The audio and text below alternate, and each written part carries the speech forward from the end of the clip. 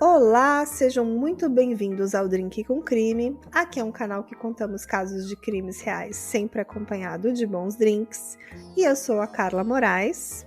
E eu sou a Juliana de Viziers. E hoje temos um episódio especial, mas vamos começar com os agradecimentos, Ju.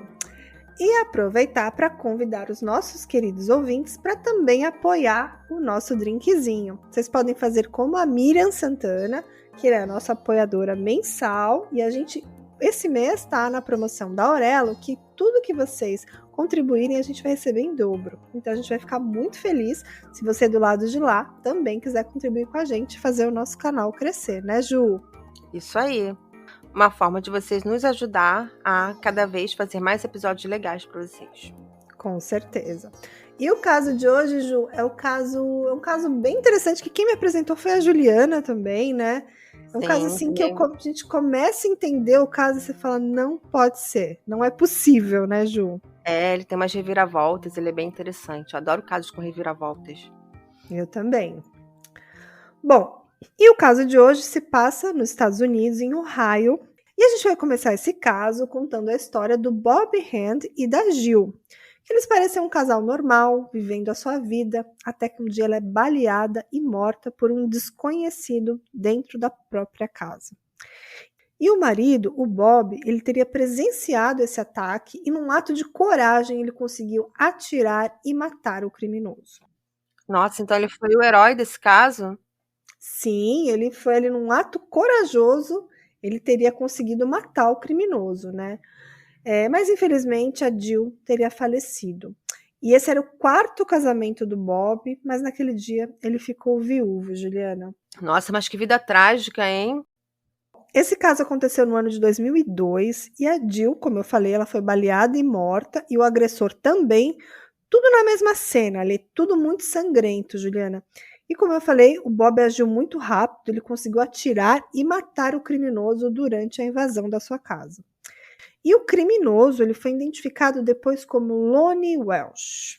Tá, então deixa eu ver se eu entendi. O Lonnie Welch entrou na casa, baleou a esposa do Bob Hand, e aí o Bob Hand veio, deu uma de herói, matou o criminoso, mas não foi capaz de salvar a sua esposa. No entanto, ele saiu intacto, né? Ele não se machucou, não foi ferido. Exatamente, Juliana. Ele seria assim um grande herói dessa história, né? Mas, como esse é um caso de crime, e se fosse simplesmente um ato heróico, a gente não estaria contando a história do Bob aqui, né, Ju? Uhum. Porque, estranhamente, o Bob jurava não conhecer o Lonnie Welch. Mas depois, os detetives descobrem que ele e o Lonnie eram muito próximos. Nada mais, nada menos que o Lonnie foi padrinho do segundo casamento do Bob. E os investigadores estavam muito ansiosos para descobrir mais sobre o Bob Hand, sobre a sua ligação com o Lonnie Welch e tudo mais sobre o seu passado. Então, sabe o que eu achei estranho? O fato do Lonnie ser padrinho de casamento do Bob. Isso me faz pensar assim num crime passional. Será que por acaso o Lonnie teria um caso com a. Qual o nome dela? Desculpa. Com a Jill. Será que o Lonnie teria um caso com a Jill? E por acaso o Bob Hand teria descoberto e seria um crime passional? Eu acho que é uma suspeita viável, né? De repente foi a primeira coisa que a polícia pensou no começo das investigações. Bem interessante, né, Ju? A gente vai chegar em algumas informações que talvez você entenda um pouco essa dinâmica, assim. Em algum momento eu vou falar um pouco mais sobre essas especulações, mas tudo que você falou foi uma das linhas de investigações, tá? Bom, nesse primeiro momento, a polícia foi atrás do passado do Bob. E como esse era o quarto casamento deles, eles foram atrás das ex-esposas do Bob. Mas, para surpresa da polícia, de suas 3 ex-esposas, 2 foram assassinadas. E o pior, quase exatamente da mesma maneira, em invasões a residências, Juliana. Está me fazendo desconfiar de que era um viúvo negro.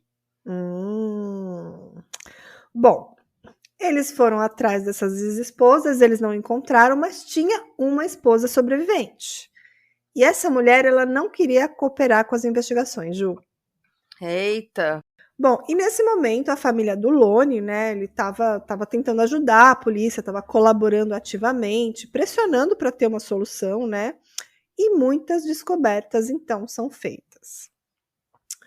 Bom, naquele dia, era dia 15 de janeiro de 2002, e a quarta esposa do Bob, que era a Jill, estava com 58 anos. Ela foi, como eu falei, baleada e morta durante uma suposta invasão domiciliar no condado de Delaware, em Ohio. Então vocês já devem estar imaginando para que lado essa conversa está indo, né, Ju? Uhum. Eu tô um pouco em dúvida ainda. Eu não sei ainda se ele é o herói, se foi um crime passional, se ele é um assassino de esposas. Eu ainda estou na dúvida. Hum. Bom, o Bob conheceu a Jill em 92 e eles se casaram poucos meses depois. E eles viveram 10 longos anos juntos, mas no início daquele ano de 2002, o casamento não estava indo muito bem e a Jill queria o divórcio. E na noite da morte da Jill, o Bob disse que ouviu um barulho e era um homem invadindo a sua casa. Então ele simplesmente teria atirado na Jill e o Bob teria ouvido, visto toda aquela cena, saiu correndo, pegou suas 2 pistolas e atirou no invasor. E ele, em momento algum, comentou que era o Lone, o padrinho de casamento dele. Não, em nenhum momento. Na verdade, só depois das investigações que a polícia conseguiu essa informação, tá? Bom, e quando a polícia chegou naquela cena, ela viu a Jill morta no chão da cozinha, com uma única bala na sua cabeça.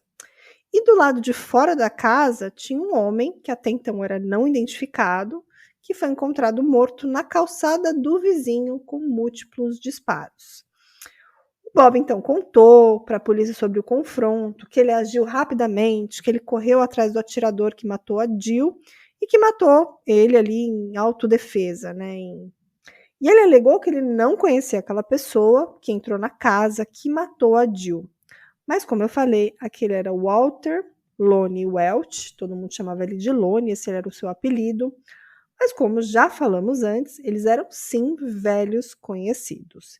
E o tenente do gabinete do xerife do condado de Delaware, Randy Poe, ele disse que à primeira vista a investigação parecia algo simples, né, uma legítima defesa, mas não era.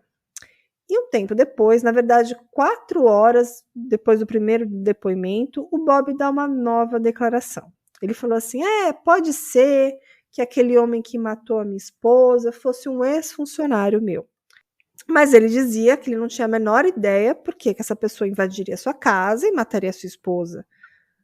E ele também alegava que o Lone não trabalhava para ele há anos. Mas, durante as investigações, muitas coisas foram descobertas, né?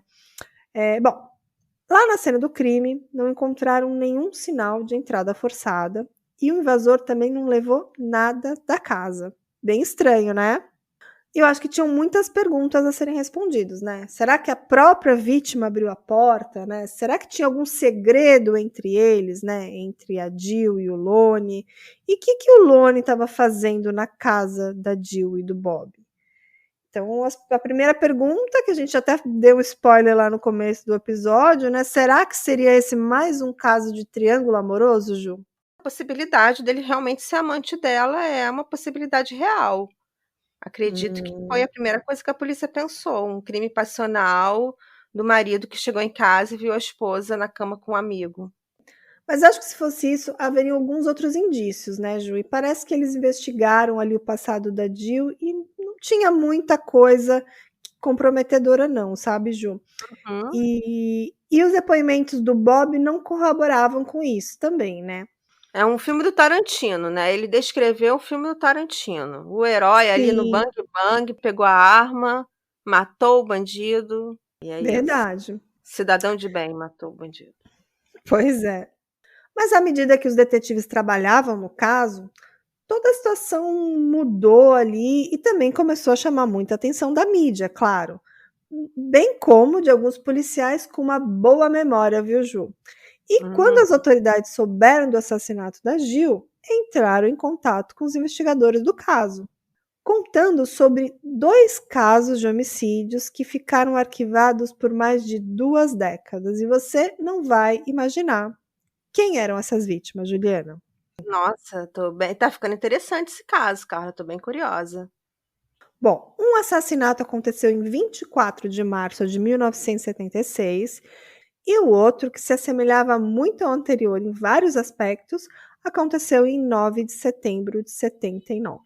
Ou seja, os 3 anos de diferença entre os dois casos. Uhum. Só que ambas as vítimas eram casadas com Bob Hand. Nossa. E eu acho que o fato de um homem ter 3 esposas assassinadas, claro que levantou uma bandeira vermelha bem brilhante ali, e isso chamou todas as atenções das autoridades para o Bob Hand. Uhum. Ao investigarem os casos arquivados anteriormente, os investigadores descobriram muitas coisas sobre o passado do Bob Hand. Antes, ele trabalhava para um negócio de radiadores do seu pai. E naquela época, ele casou-se com a Donna Anderson, que depois se tornou, claro, Donna Hand. O casamento ocorreu em 1968, em Columbus, no Ohio, e em 1971, quando Bob Hand voltou de uma missão no Vietnã, o casamento começou a desmoronar. Em 75, a Donna expressou dúvidas à sua família sobre o casamento, né? Falou que queria o divórcio, mas isso nunca chegou a acontecer, Juliana. Hum. E em março de 76, a Donna foi supostamente encontrada no porão pelo seu marido, pelo Bob Hand, depois de ele voltar para a casa da academia. E tinha um saco plástico de limpeza preso sobre a sua cabeça e estava amarrado com um fio de vela de ignição. E a cena do crime parece um roubo que deu errado, assim, muitas coisas fora do lugar, tudo bem assim bagunçado. E a autópsia revelou que a vítima sofreu traumatismo craniano e também foi estrangulada. Muito estranho, né, que ela foi amarrada com fios de vela de ignição e o marido dela trabalhava com radiadores. Então ele tinha Hum, acesso a fios de ignição, ou seja, aponta muito para ele, né. claro. Além do fato de outras esposas terem sido assassinadas. Uhum. Mas o Bob ele tinha um álibi, Ju, naquela época, nesse primeiro casamento dele, a gente tá falando lá de 76, né? Ele disse que ele estava na academia malhando quando o crime aconteceu e a polícia concluiu que aquele era um álibi sólido. Então, com poucas evidências no local e também as limitações da ciência, a tecnologia forense naquela época, né? A investigação não andou muito e o caso esfriou. Enquanto isso, enquanto as investigações não avançavam e o caso da dona ficava sem solução, o Bob recebeu uma pólice de seguro de vida da sua esposa no valor de mais de US$ 17.000, que ajustando pela inflação agora de 2020, mais ou menos, daria cerca de US$ 78.000, Ju. Nossa, ó, quem aí os ouvintes que forem drinkers e já ouviram o caso da Judy Buenoano, já Hum, vão imaginar para onde esse caso está indo. com certeza. Bom, o Bob saiu com muito dinheiro e também não teve que lidar com um divórcio complicado, né, Ju? É, né, nada como se livrar do divórcio, separação dos bens, pagar pensão, né, e ainda ganhar uma apólicezinha ali de seguro de US$ 78.000, olha só. Pois é. E cerca de um ano depois que ele ficou viúvo da dona, o Bob se casou novamente com a Lori Wills, que depois se tornaria Lori Hands. E você não vai acreditar o que aconteceu, Juliana? A Lori também foi encontrada morta no porão de casa, Nossa, tô chocada, né, com esse marido que ela teve, tá parecendo até Henrique VIII e suas 6 esposas. né? E ela foi estrangulada também com um saco plástico sobre a cabeça, mas ela também tinha sido baleada 2 vezes, também na cabeça, Juliana. E mais uma vez, o Bob recebeu o seguro da sua falecida esposa, mas dessa vez a pólice foi ainda mais gorda, foi de US$ 81.000, 4 vezes maior que a pólice anterior. Tá fazendo pezinho de meia, né, será que vai abrir uma super oficina? Como será que o Bob Hand vai usar o dinheiro desse seguro? Então, e claro, mais uma vez, as investigações não avançaram, a tecnologia não estava ali, não tinha informações suficientes, né? A tecnologia forense limitou até que ponto os detetives podiam avançar nessas investigações. E também não tinha impressões digitais, nem DNA, e os investigadores encerraram o caso, Ju. É, né? Porque a investigação forense era bem limitada. A gente ainda está aqui em quanto? 1976, né? 79. 79. Então, ainda realmente o uso de DNA em investigações criminais não ocorria em 1979. Então, complicou bastante. Sim. Mas aí, em 2002, teve o assassinato da Jill Hand, que a gente começou esse episódio falando sobre ela. E trouxe à vida esses casos, né? Trouxe a memória. Cold case, né? Os cold case voltando a ser investigados. Pois é. Ou seja, foi preciso que 3 ex-esposas do Bob Hand fossem mortas dentro da própria casa, de formas muito suspeitas, para que finalmente eles começassem a investigar ele, né, Ju? Pois é. E aí, os detetives começaram a vasculhar o passado do Bob. E aí, eles chegaram a algumas fotos de casamentos, fotos dos casamentos anteriores do Bob. E lá nessas fotos tinha fotos do Lonnie Welsh, que era o suposto intruso, né, o suposto assassino da Jill, que não era nada estranho, né? Ele foi padrinho de Bob no seu casamento com a Lauren. E o Lonnie, ele era amigo de longa data do Bob, e ele já tinha sido funcionário do Bob várias vezes. Sabe aquele cara que o cara contrata lá para a loja dele lá de radiadores, depois manda embora, mas ele tá sempre por lá, sabe? Fazendo alguma Tipo, faz coisa, uns Ju? bicos. Seria Tipo isso? Faz uns isso. bicos para ele? Precisa de alguém que faça um trabalho para ele, ele chama o Lone ali. Faz tudo Exatamente. dele, né? Ou Sim. seja, se conheciam muito bem para ele dizer que não reconheceu o cara no momento da invasão da casa e da morte da Jill. Pois é. Embora o Bob tenha dito às autoridades que não falava com o Lone há muitos anos, na verdade há mais de um ano ele falava, a família do Lone refutou essa informação quando a polícia entrevistou, dizendo que eles realmente tinham contato, que eles tinham um vínculo de longa data, né? E aí os investigadores começaram a considerar os crimes da década de 70 com uma nova perspectiva, né? Os 2 primeiros casamentos do Bob. E a primeira coisa que veio na cabeça deles é: será que o Bob poderia ter contratado o Lonnie Welsh para matar suas 2 esposas em um momento que ele não estava em casa? Então ele tinha um álibi sólido, né? Enquanto o amigo fazia o serviço, Ju. Pois é, gostei dessa teoria. Porque aí Uhum. talvez, nesse momento, ele tenha feito uma queima de arquivo, matando o cara Hum, que sabia que ele era o assassino das suas esposas. hum. Bom, o Bob, quando confrontado, né, ele manteve a sua história. Ele disse às autoridades que ele não reconheceu o Lone ali naquele momento, como intruso da sua casa na noite do assassinato. Mas as autoridades acreditavam que o Bob matou o amigo para evitar que ele falasse sobre os assassinatos contratados de outras ex-esposas do Bob. Ou sei lá, acho que ele talvez não queria pagar a parte da grana que ele ganharia com a morte também, Juliana. É uma hipótese, né? Pode ser que o cara estivesse chantageando para ganhar um pouco mais de dinheiro, sabendo que ele ia receber muito dinheiro de apólice de seguro. O cara estava lá chantageando, do tipo, olha, eu sei o que você fez no verão passado, eu quero mais grana. É. E assim, sempre tem uma outra teoria, né? Também reviraram o passado da esposa falecida, da Jill, para tentar achar uma ligação entre ela e o Lone. Por exemplo, será que eles eram amantes? E o Bob então resolveu se livrar dos dois? Tem essa teoria, né, Ju? É, a gente tinha até comentado antes, mas com esse histórico de várias esposas assassinadas, eu já não acredito mais nessa teoria do amante, para mim. Eu já estou totalmente voltada para a teoria do viúvo negro. É, e você tem razão, viu, Ju? Porque foi tudo investigado e nada parece indicar isso, não existia nenhum relacionamento entre os dois.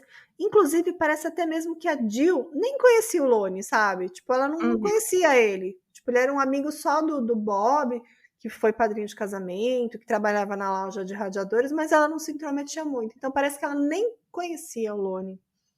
Ela não tinha uma ligação de amizade, né? Eles não jantavam juntos, não faziam uma social. Parece que não. Mas tinha alguém da família, além do Bob, que conhecia muito bem o Lonnie Welch.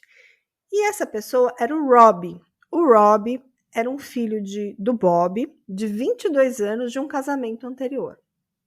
E ele foi interrogado, claro. E ele trouxe muitas informações do passado do Lone, das suas idas e vindas trabalhando na loja de radiadores do pai e principalmente sobre o seu abuso de drogas. E ainda mais, histórias de roubos à loja onde ele trabalhava, a loja do Bob. Então, assim, parece que o Lone, ele era um cara problemático, sabe? Tipo, ele usava drogas, ele ia trabalhar lá com o Bob e roubava, começava a assumir coisas. Então, assim, foi essa declaração que o Rob falou do Lone, sabe? Tipo assim, que não era um cara Uhum. muito confiável, mas que por algum motivo o Bob sempre aceitava ele de volta, sabe? Deixa eu adivinhar por quê, né? Porque quando ele precisava se livrar de uma ex-esposa, ele ligava para o Lone. Então ele. Tipo assim, sabe, Ju, teve uma vez que o Bob acusou o Lone de furtos, que parece que uma vez ele roubou o dinheiro da caixa registradora e rolou uma treta ali entre eles. Mas mesmo depois disso, o Lone voltava a trabalhar pro Bob, sabe? Era o faz-tudo dele, tinha rabo preso, então ele não poderia simplesmente se livrar do Lone, porque o Lone roubou a loja. Era bem estranha essa relação entre eles, né? Mas como a gente já falou, a gente já tá ciente do histórico do Lone, de drogas, de roubo. Mas uma coisa é, será que ele era capaz de matar, né? E por que faria isso se ele vivia ali em pé de guerra com o Bob, né? Será que ele ofereceu a ele uma quantia gorda para se livrar das ex-esposas? Então, assim, a gente tem que tentar entender essa relação dos dois. E o Rob, o filho do Bob, ele achava que seria sim possível que o Lone teria matado para ganhar dinheiro, já que ele sabia que o Bob havia vendido seu negócio recentemente. Ele tinha aquela loja de radiadores e parece que ele tinha vendido, estava com uma boa quantidade de dinheiro agora. E parece que o Lone sabia disso. Então, no primeiro momento, o filho acreditava que o único culpado era o Lone, que o pai era realmente um herói, que depois o Lone queria matar a Jill e depois matar ele para pegar essa grana, entendeu? Que estava escondida em algum lugar. Essa era a teoria que o filho achava, né? Que então o Bob matou o Lone realmente em legítima defesa, sabe, Ju? É, eu acho que super compreensível do ponto de vista do filho, né? A gente nunca vai pensar o pior do nosso pai. Sim. Mas depois, a polícia também começou a investigar o Rob, o filho do Bob, porque parece que ele também teria interesses na morte da Jill, já que com a venda da loja, o Rob teria perdido seu emprego, que ele também trabalhava com o pai nessa loja, e ele estaria ali bem descontente com diversos assuntos. Então a polícia pensou, será que o Rob teria pago o Lone para matar a madrasta, Ju? Também é uma possibilidade, né? É. Bom, tem muitas teorias, né? E àquela altura o pai, o Bob, ele seguia se dizendo inocente e ele disse que nem mesmo conhecia o Lone, mas a gente já descobriu toda a verdade. O filho tinha falado boa parte dessa história. E foi mais ou menos nessa mesma época que uma prova ainda mais comprometedora veio à tona, que foi uma foto, que era a foto do seu casamento anterior, e o Lone foi padrinho desse casamento. Então, essa mentira do Bob foi descoberta e também as suspeitas sobre o filho, o Rob, nesse momento foram retiradas. Né? Eles começaram a investigar, viram que realmente o Rob não tinha nada a ver, ele tinha alguns álibis, e os olhos se voltaram novamente para o marido, para o Bob. E ainda surgiram novas descobertas sobre segredos do Bob Hand. Né? Parece, Ju, que ele tinha um apartamento secreto no centro da cidade. E por que um homem casado teria um local que a sua família desconhece? O que ele faria ali, hein, Juliana? Para receber suas amantes ou seus amantes. Será que ele era amante do Lone? Hum, interessante sua especulação, né? Então, assim, Né? é claro que as primeiras teorias foram sobre uma amante, né? Que ali seria um lugar de encontro, onde ele recebia outras mulheres, e eles foram até esse apartamento investigar. Mas eles não encontraram nenhum vestígio, nenhum indício de encontros amorosos no local, mas eles acharam pilhas e pilhas de documentos que indicavam que o Bob estava extremamente endividado, Juliana. Com todas aquelas apólices de seguro que ele recebeu, ele gastou tudo, torrou tudo. O que esse homem fez? Pois é. Ele tinha faturas de cartão de crédito em aberto e outros cartões que ele pegava para pagar a conta do outro, sabe? Tipo aquela conta bola de neve. Tipo, ele pegava o cartão de crédito para pagar a fatura do outro. Aí incidia juros sobre juros e a conta triplica, né? Sim, eram mais de 30 cartões de créditos diferentes, uma bola de neve que se arrastava mais de 20 anos. Parece que a dívida do Bob chegava a $200.000, Juliana. Nossa! Olha, vai ter que matar mais umas 3 esposas aí para conseguir esses $200.000. Pois é. A investigação nesse escritório do Bob trouxe documentos muito importantes. Lá eles encontraram as apólices de seguro de vida da Jill e, curiosamente, Juliana, enquanto todas essas outras contas não eram pagas, as apólices de seguros eram mantidas em dias. E essas Nossa! apólices reunidas, elas davam recompensas de alguns milhões de dólares, Juliana. Então ele teria assim dinheiro para pagar suas dívidas. Ah, caramba, golpista! Bom, os investigadores acreditavam que os documentos forneceram evidências de que o Bob era meticuloso e premeditado quando se tratava de se livrar das suas esposas e embolsar o dinheiro das suas apólices, né, após as suas mortes.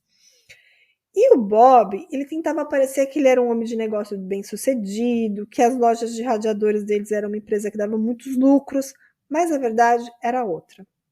Ele escondia de todos a sua real situação. E nesse apartamento secreto que ele tinha, lá também encontraram comprovantes de que ele tinha feito cartões de créditos no nome da Jill enquanto ela estava viva e também dívidas altíssimas no nome dela, Ju. Ah, então ele já fez o cartão no nome dela, já pensando em usar até acabar, e quando já não pudesse pagar, ele assassinaria sua esposa, né? Um crime premeditado com uma razão financeira. Razão torpe. Tudo parece que sim, né? As evidências contra o Bob eram enormes, Juliana. E qual que é a chance de ter 3 ex-esposas mortas, as 2 primeiras em circunstâncias quase idênticas, né? No porão, com sacos plásticos na cabeça, e depois a Jill, né? Nessa situação aí dentro da própria casa, depois matar o Lone e receber o seguro das 3, né, Ju? Não, chance de ser um serial killer, né? De esposa.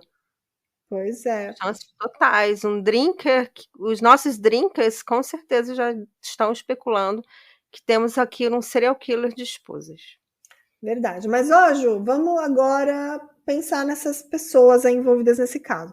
Lembra que o Bob teve 4 casamentos. Uhum. Então, ele teve 3 ex-esposas mortas, mas tinha uma quarta ex-esposa, que essa não estava morta, ela estava viva. E claro que ela foi investigada, né? É, E lembra que ela se recusava a colaborar com as investigações?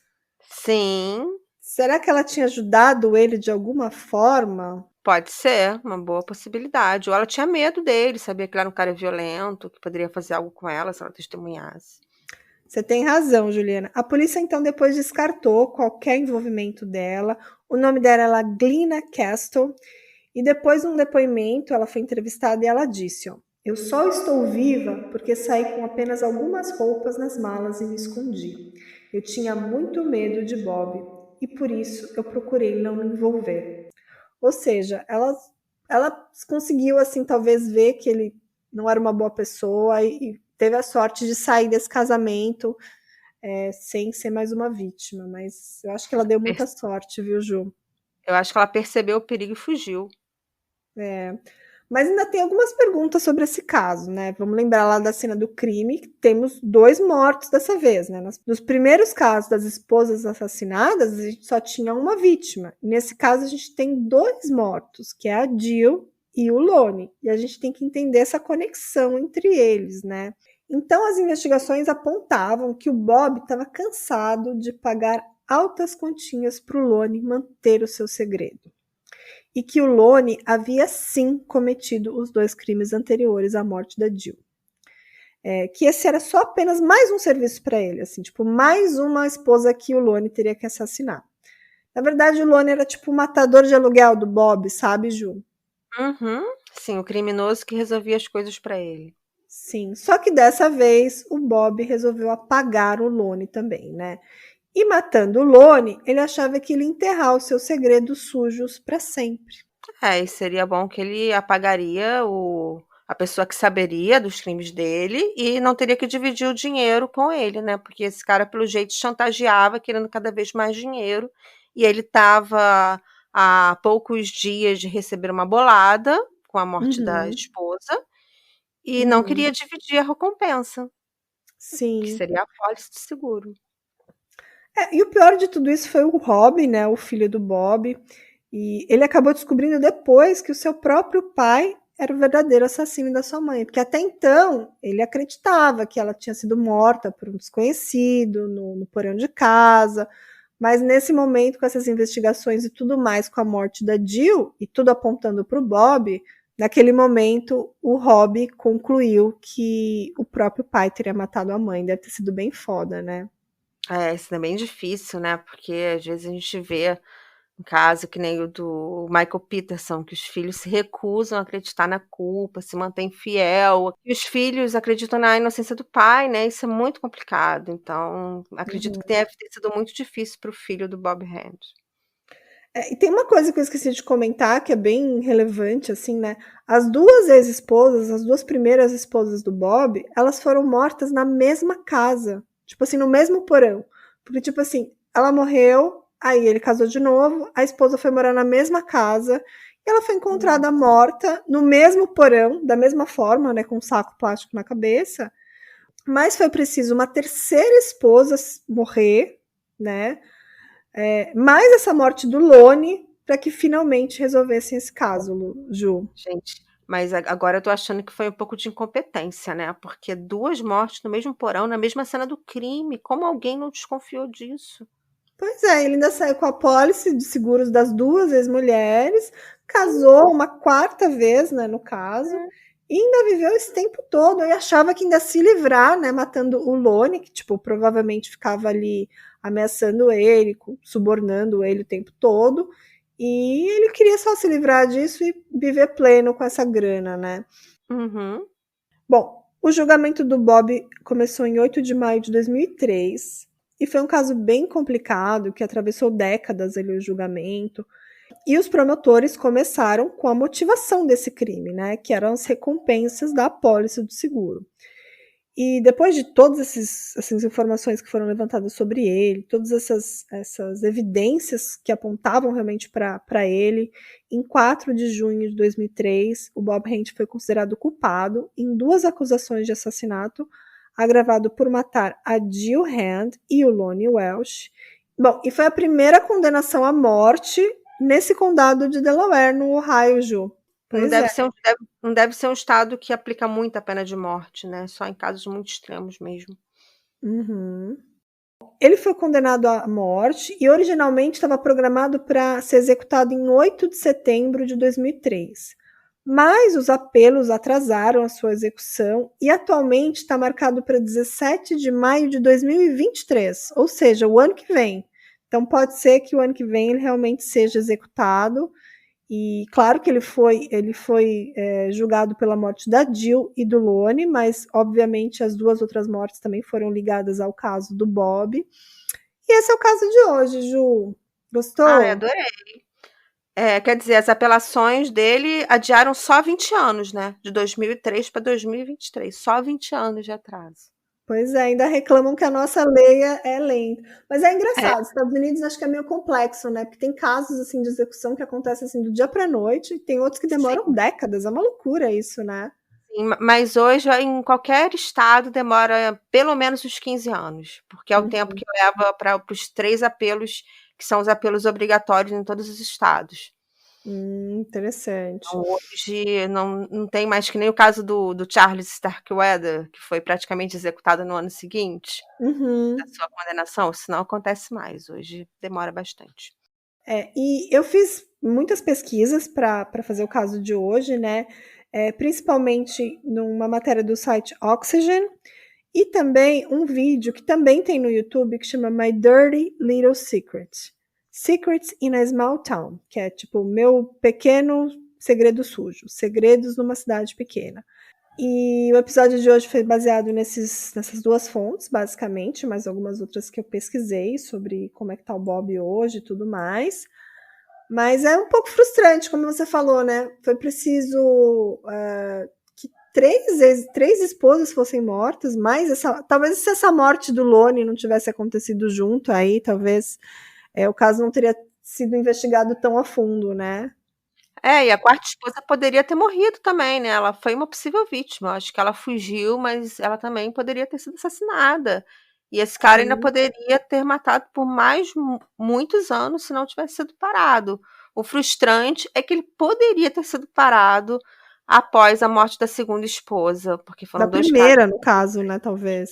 Talvez da primeira, mas assim, a primeira você ainda consegue perdoar pensando que a tecnologia de DNA em 1976 era muito limitada. Uhum, Então, assim, é frustrante, mas é compreensível. uhum. Agora, considerando que 3 anos depois, em 1979, ele matou de novo, com exatamente o mesmo modus operandi, no mesmo lugar, na mesma cena do crime, não tem como Uhum, compreender isso, sabe? verdade. Não tem como passar um pano para isso. Isso realmente é lamentável.